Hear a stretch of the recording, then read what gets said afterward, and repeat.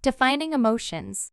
According to the American Psychological Association, APA, emotion is defined as a complex reaction pattern involving experiential, behavioral, and physiological elements. Emotions are how individuals deal with matters or situations they find personally significant. These arise from an emotional experience. Because a person is conscious of the experience, this is classified in the same category as hunger or pain. A feeling is the result of an emotion and may be influenced by memories, beliefs, and other factors. A mood is described by the APA as any short-lived emotional state, usually of low intensity. Moods differ from emotions because they lack stimuli and have no clear starting point. For example, insults can trigger the emotion of anger, while an angry mood may arise without apparent cause. Defining emotions is a task that is not yet complete. Many researchers are still proposing theories about what makes up our emotions, and existing theories are constantly being challenged. Still, there's a good basis of knowledge to analyze when exploring the topic. Emotions, as mentioned earlier, are made up of three parts: subjective experiences, physiological responses, and behavioral responses. Let's look at each of these parts in more detail. Subjective experiences. All emotions begin with a subjective experience, also referred to as a stimulus. But what does that mean? While basic emotions are expressed by all individuals regardless of culture or upbringing, the experience that produces them can be highly subjective.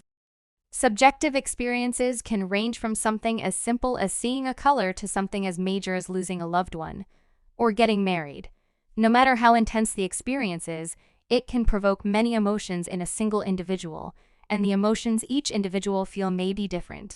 For example, one person may feel anger and regret at the loss of a loved one, while another may experience intense sadness. Physiological responses. We all know how it feels to have our heart beat fast with fear. This physiological response is the result of the autonomic nervous system's reaction to the emotion we're experiencing. The autonomic nervous system controls our involuntary bodily responses and regulates our fight or flight response. According to many psychologists, our physiological responses are likely how emotion helped us evolve and survive as humans throughout history. Interestingly, studies have shown autonomic physiological responses are strongest when a person's facial expressions most closely resemble the expression of the emotion they're experiencing. In other words, facial expressions play an important role in responding accordingly to an emotion in a physical sense. Behavioral responses. The behavioral response aspect of the emotional response is the actual expression of the emotion. Behavioral responses can include a smile, a grimace, a laugh, or a sigh, along with many other reactions depending on societal norms and personality.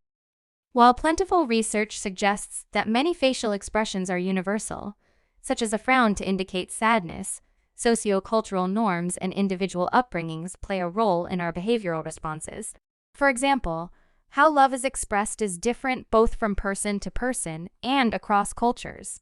Behavioral responses are important to signal to others how we're feeling, but research shows that they're also vital to individuals' well-being. A study in the Journal of Abnormal Psychology found that, while watching negative and positive emotional films, suppression of behavioral responses to emotion had physical effects on the participants. The effects included elevated heart rates. This suggests that expressing behavioral responses to stimuli, both positive and negative, is better for your overall health than holding those responses inside. Thus, there are benefits of smiling, laughing, and expressing negative emotions in a healthy way. The physiological and behavioral responses associated with emotions illustrate that emotion is much more than a mental state. Emotion affects our whole demeanor and our health.